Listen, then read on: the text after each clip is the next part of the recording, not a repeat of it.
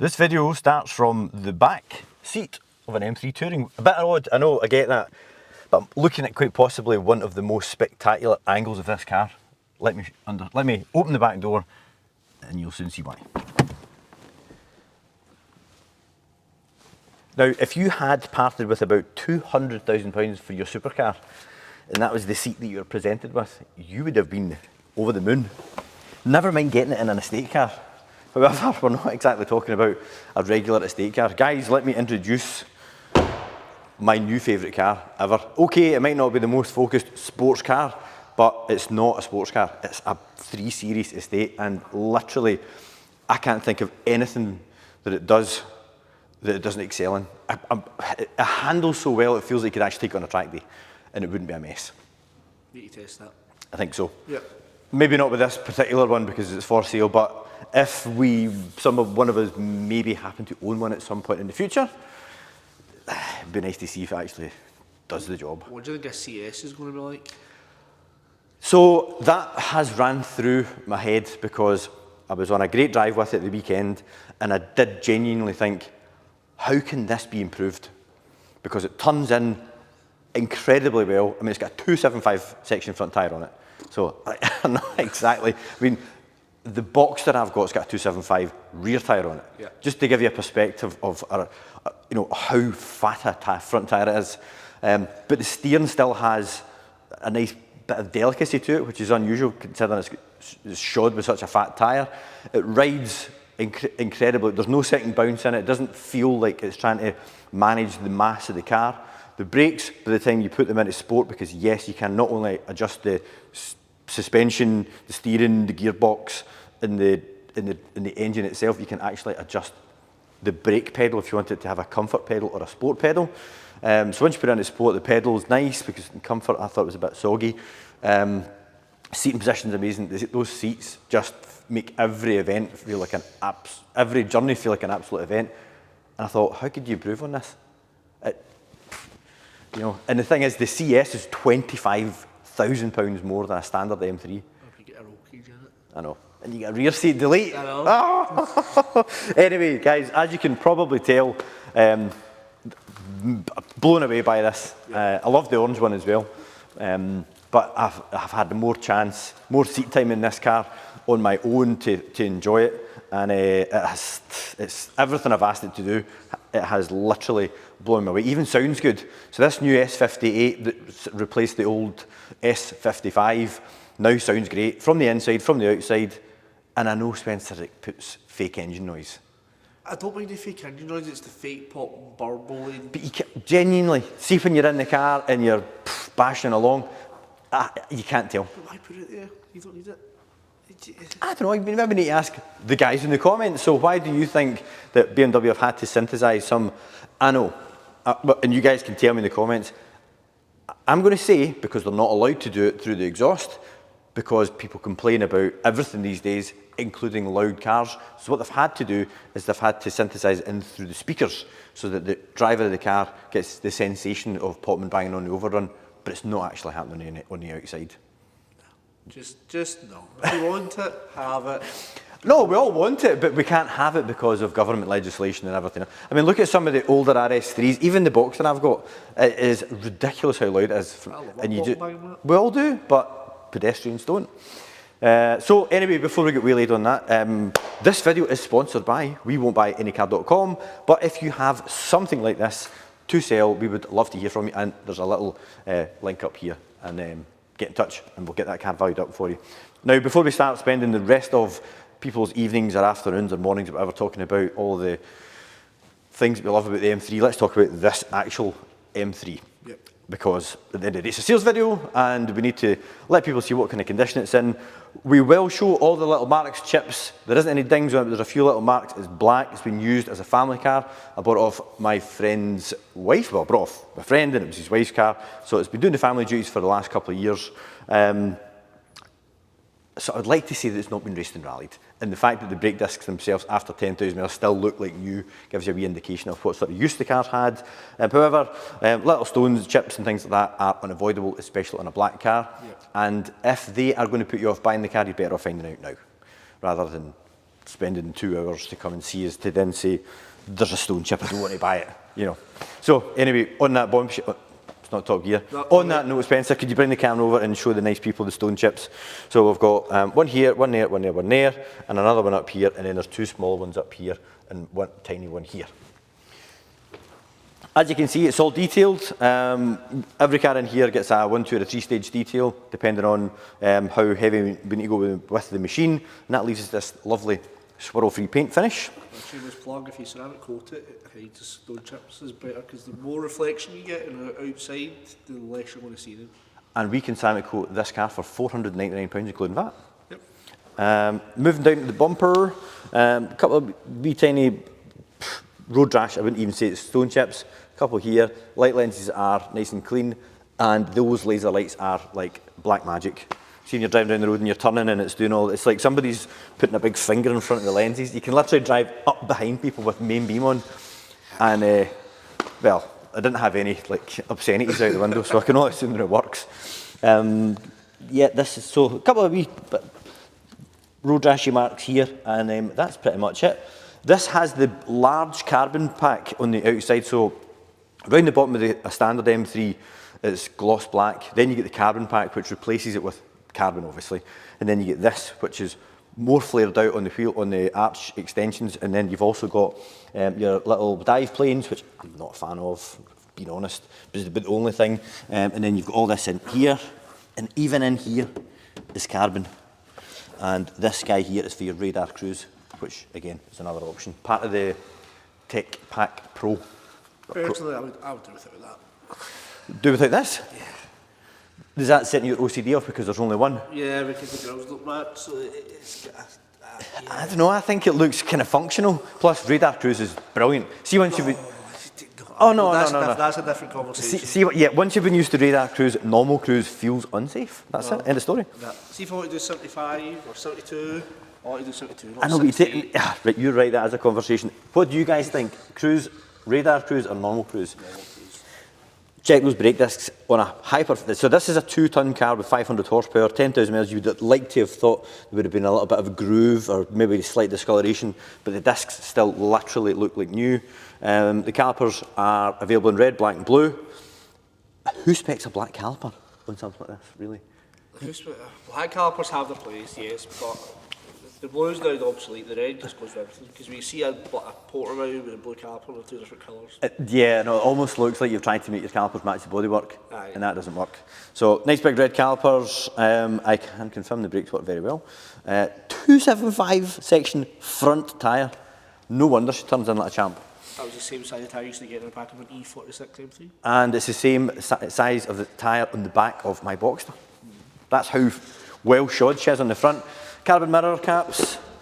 And if we look along, so as I say, the normal side skirt comes down and it's either gloss black or carbon. This flares out, and then you've also got this extra section here, which when it arrived, I was like, that's quite a lot. I wasn't sure, but now that I've seen this for the last week and I've seen the odd car without it, it looks quite unfinished because you've got this huge back quarter that pumps out in all the right places and then it just fades away. Yep.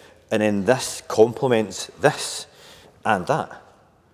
And I'll always like to, the wee canards, I can live with them. The canards look a bit Rip Max.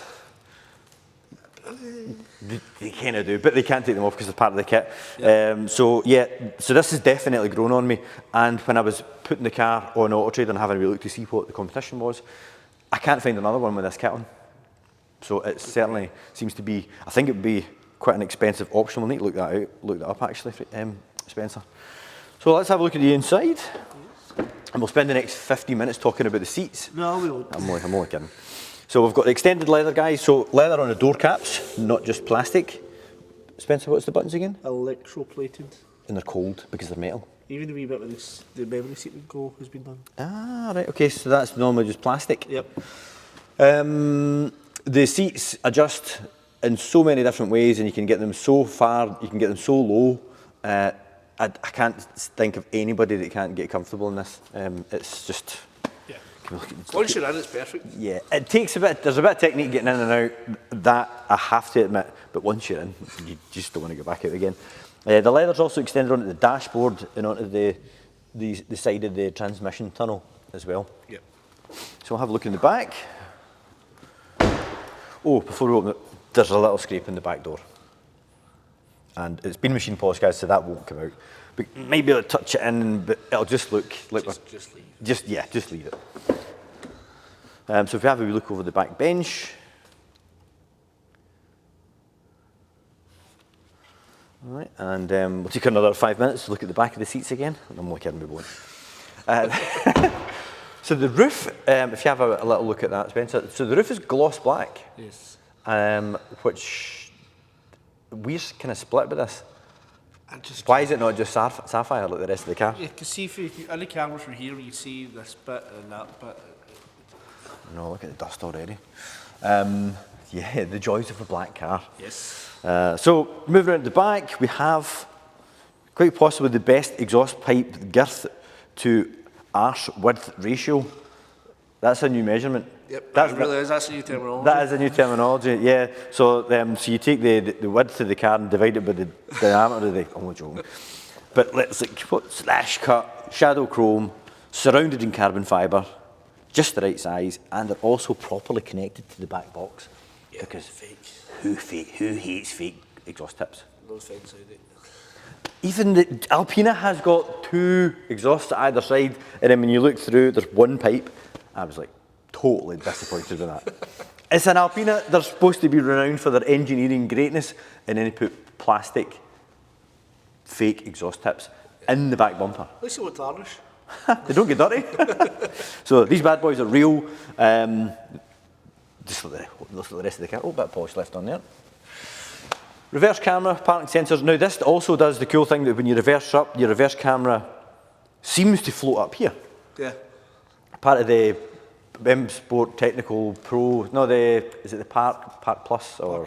Park Assist Plus pack. With the camera turns, you turn the wheel as well. Yeah, because it's got a front camera. Yep. And a back camera. Inside cameras. Yep. So typical touring, since the beginning of time, the tailgate split, which is really cool. Powerful to boot again. That's standard on all tourings as well. We have a genuine BMW, not an eBay or Temu, load cover, ensuring that the boot carpet is pristine. Extended storage under here. Your little load nets here, and also these run off a compressor under here, and if you've got stuff lying on them and the car's offset to the side, these will inflate and keep your whatever wedding cake, keg of beer, whatever, dog level. We had never obviously seen it in action. No. We've been reliably informed from another customer that sold us an M340D that's how it works. That's part of our storage pack plus. So you get storage pack and then storage pack plus? Yeah. BMW like a plus with the packs. I think they got that from Audi because you just got a pack and you didn't. In fact, back in the day, you just had an options list. Yeah. And then they started making it like trying to decipher a British gas bill. This is also very simple but very cool. It's just a catch with a spring on it, but I like it. Range Rovers do that, but it doesn't work for very long. You're down with a trip to IKEA's to use that. You're down for a trip to IKEA just to hit the button. Yeah, it's no, that's it's quick. I mean, literally, you could stretch over there and do it, but why? Close that over. So moving out to the driver's side, have a little peek down the length of the bodywork. It's all free from any parking dents. All the wheels are marked free as well, guys, and they all have brand new Michelin Pilot Sport 4Ss because we just fitted them. Yeah. I don't know how much they cost. We'll get the bill in from SGM Tyres very soon. I have no. Yeah. Anyway, needs must. Looking down the length of the driver's side from the front, spotless. Yeah. They're too small. BMW spent hours designing them, make sure they're the right size. And we've just rubbished it, yeah. So even down the edge of the doors, guys, there's no wee chips or marks on the door edges. And it's also got keyless entry, which is indicated by the wee 3 serrated marks on the inside of the door handle. And if we have a wee peek in through the driver's door. We can just check the usual touch points, Spencer, with the camera. Make sure that there's no wear. It's 11,000 miles, so we should be all good on that. This section of the steering wheel, again, just the same finish all the way right round. Now, I'm going to say in about 4 or 5 years, this is going to be a bit of a concern. Yeah. Because no matter how careful you are getting in and out, and I'm pretty familiar with getting in and out of bucket seat, these are really, really aggressive bucket seats. Now, when we had the orange car, it didn't have these seats in it. And the guy phoned straight away and said, look, just make sure that you like the seats before you go, jump in with both feet. They are not going to be for everybody. No. But if you don't mind a bit of inconvenience getting in and out, once you're in, oh my God, you are going to have once you're in, you don't want to get back out. Nothing against the standard seat either. They are a heavy bucket, but even compared to like a one-piece bucket, they are. And there's no give. No, it's all carbon. Yeah, this isn't. They're very, very little padding that out. Put it this way, I wouldn't like to slip halfway in. No, I was thinking more in the middle bit. But that's where they get the support for you. What, that there? Yeah. Is that so that when you hurt your wedding veg in the way in, that you can just rest it on that? Just rest it and go back out. So far, I have been getting in and out to put my hand there, okay? Yep. And then literally drop myself in, so I'm not touching that. And then on the way back out, again, put my hand here. You do need to kind of lever yourself out, and guys, I'm not exaggerating, but this may actually put some people off buying the car. So you need to literally kind of lever yourself out, because see if you don't, you'll knacker the seat, especially if you wear jeans like me. I also found out something you wouldn't have found out, where I get in this after you were in it. And you didn't fit? And then if I get stuck between the steering wheel and the door check, because the seat's further forward, because of the bolsters, I get stuck. Yeah, so just for reference, guys, I'm 5'8", Spencer's 6'2". Yep. And yeah, there just wasn't enough room for him to get his body in. Yeah. So we're in now, heated steering wheel. Obviously it's a facelift. I think all the Tourings are facelifts. They've all got the big screen. All the big screen. So I'm afraid that all your heated seats and everything else are all touchscreen. They were always meant to have the big screen as well. But they released them. But they released, and the screens all hang. So actually the screens going to get them. So they released them with the older dash, and then done a facelift. So that's why there's now 3 or 2 facelifts. The facelift came out pretty quick as well. Yeah. So they've thinned the steering wheel, which I absolutely love, because I much preferred the steering wheel from the previous generation 3 Series because it was more retro. As we were saying at lunch, there was a dish in it as well, and the spokes were nice and slim, and I felt that it was a big chunky thing. Now, because they've made the rim of the wheel a thinner gauge, I don't mind the rest of it so much. Because you've got a lot of buttons on that wheel. Yeah, especially when it's got radar cruise. Yep. Well, you not to have it. So let's fire up and see what it sounds like, because it does sound so much better than the last model. So that's it with the flaps closed. Well, that's it with them open. Let's give it a little rev. So guys, we're just revving the car to 2,500, 3,000 RPM because it's cold. Do I hear some burbles back there? Yep. So much for the fake burbles through the exhaust. That's because it's cold. So you've got the turbo spool at the front, ever so slightly, and then you've got that exhaust note in the back, and then you can close it off. So your M1 and your M2, these are presets, these aren't factory presets. So once you've got your wild weekend mode, you can press it into M2, M1, yep. And then if you've got your family mode, you can put it, well, I suppose that would just be your default comfort setting. And then if you get your track set, or maybe want to run it in 2-wheel drive, if you're a hero, because that turns the traction control off, you would save that into M2. But what else? Head-up display, I think we've covered all the spec. All high beam assist. And guess what? You don't need it. It's got it. Wow. So what we're finding with the newer BMWs is that when you go to press things like your high beam assist, it says, yes, you can have it, but you need to subscribe to it. Yep, sadly. 400 quid a year? Imagine that. No, it's 400 quid for the lifetime of the car, I think it was. Lifetime of your ownership, bag. Yep. Current mileage, let's just, have a wee look at that while we're here. 11,386. Now, here's where you need to go to find the service history. Yeah, it's a bit complicated. Ready? So you go all the way down here. Oh, by the way, I love the way the first icon is your drift analyzer. Yeah. I'm not even going to. That's the one you get to first. Yeah, no, but imagine, can you imagine you just bought your new car and you went into the drift analyzer and all the previous owner stats were in there? How long, speed and angle? You'd be like, How many stars? oh dear. You'd probably just go out and try and see if you can beat them. So vehicle status, it's the very, very last one. And then if we go down to service requirements, we can see that the next service isn't due until September 2026, or 11,000 miles. Brake fluid is October this year. And then your statutory vehicle check, that's September 2026 as well. And if we go into the service history, we can see that it's had its running in service at 18 miles. And then it had, sorry, pre-delivery 18 miles. Then your running in service, which is imperative that they have it. One of the only modern cars that still keeps a running in service as part of the schedule. Racing?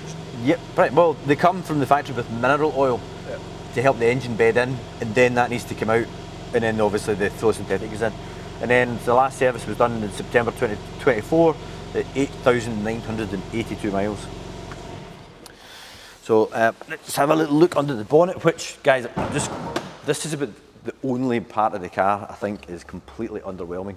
Yeah, especially after the previous shape. Not just because it's got a rather crappy looking engine, plastic engine cover, but they've lost the lovely carbon fibre strut brace. We've got two airboxes either side of the engine. Got a plastic inlet manifold, which is, in fact, no, sorry, tell a lie, that's for the charge cooler. But there's just a lot of plastic going on. Set of even true intakes in there would be. And a nice carbon fibre engine cover. Yep. Well, there's £3,000. It's a completely stock car. We wouldn't have something like this if it was modified, especially because it's under BMW warranty until next January, but it's 3 years old. So there we are, guys. I hope Spencer and I haven't rabbled on too much, me in particular. And if you would like to get in touch, we'd love to hear from you. There'll be a link to the website in the description below.